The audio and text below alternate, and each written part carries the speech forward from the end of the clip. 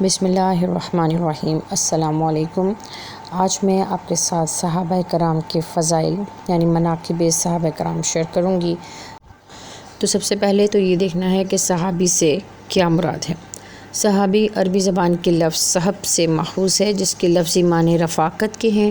اصطلاح میں صحابی اس شخصیت کو کہا جاتا ہے جس نے ایمان کی حالت میں آپ کریم صلی اللہ علیہ وآلہ وسلم سے ملاقات کی ہو اور ایمان کی سلامتی کے ساتھ اس کی وفات ہوئی ہو۔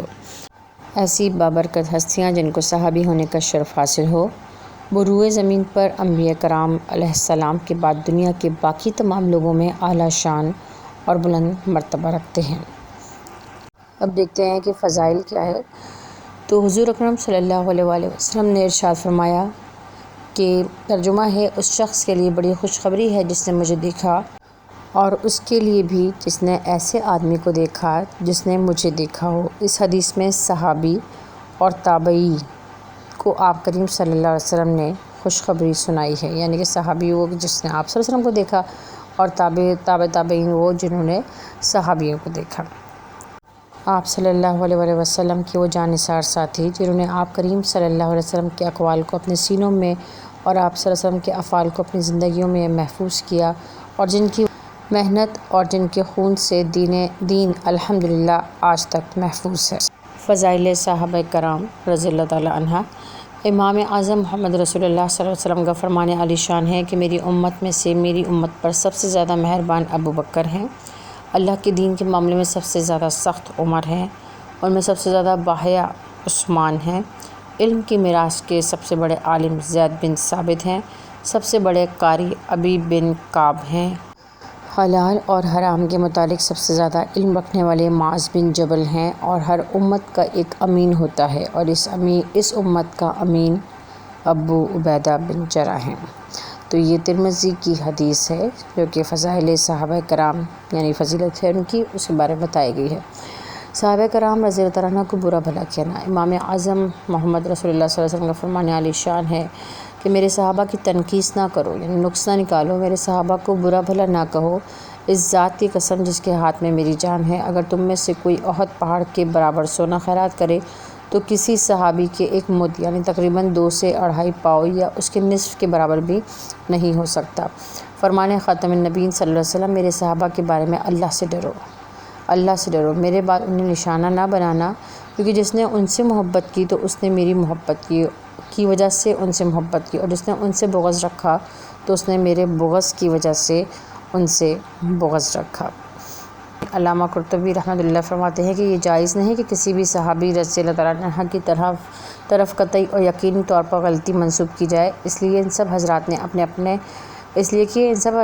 اپنے اپنے طرز عمل میں اجتہاد سے کام لیا تھا، اور ان سب کا مقصد اللہ کی خوشنودی تھی۔ یہ سب حضرات ہمارے پیشوا ہیں، اور ہمیں حکم ہے کہ ان کے باہمی اختلافات میں کف لسان کریں، یعنی اپنی زبانیں بند رکھیں، اور ہمیشہ ان کا ذکر بہتر طریقے پر کریں، کیونکہ صحابیت بڑی حرمت اور عظمت کی چیز ہے، اور نبی کریم صلی اللہ علیہ وسلم نے ان کو برا کہنے سے منع فرمایا ہے، اور یہ خبر دی ہے کہ اللہ نے انہیں معاف کر رکھا ہے اور ان سے راضی ہے۔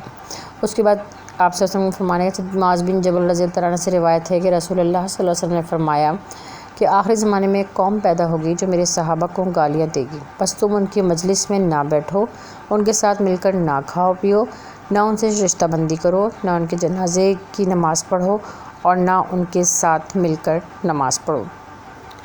تو جناب یہ صفحہ نمبر 160 پر موجود 9th کلاس کی جو بک ہے اسلامیت کی، اس میں موجود سوالات جو تھے مناقب صحابہ کرام رضی اللہ تعالیٰ عنہ پر مضمون تحریر کریں۔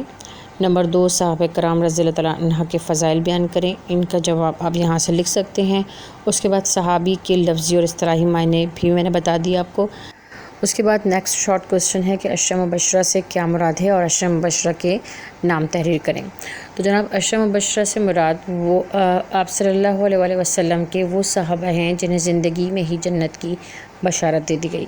آپ کے ذہن میں یہ سوال آ رہا ہوگا کہ زندگی میں تو بہت سارے لوگوں کو جنت کی بشارت دے دی گئی، لیکن ان کی خاص بات ہے کہ ان کو ایک ہی حدیث میں آپ صلی اللہ علیہ وآلہ وسلم نے جنت کی بشارت دی تھی، ٹھیک ہے۔ اور عشرہ مبشرہ میں کون کون شامل ہیں؟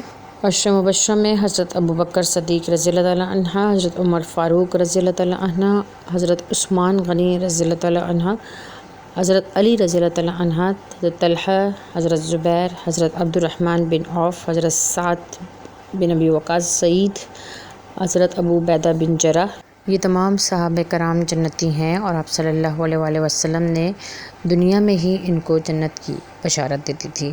نیکسٹ کویشچن دیکھتے ہیں۔ نیکسٹ کویشچن یعنی سوال نمبر جیم، مندرجہ ذیل سوالات کے درست جواب کے سامنے ٹک کا نشان لگائیے۔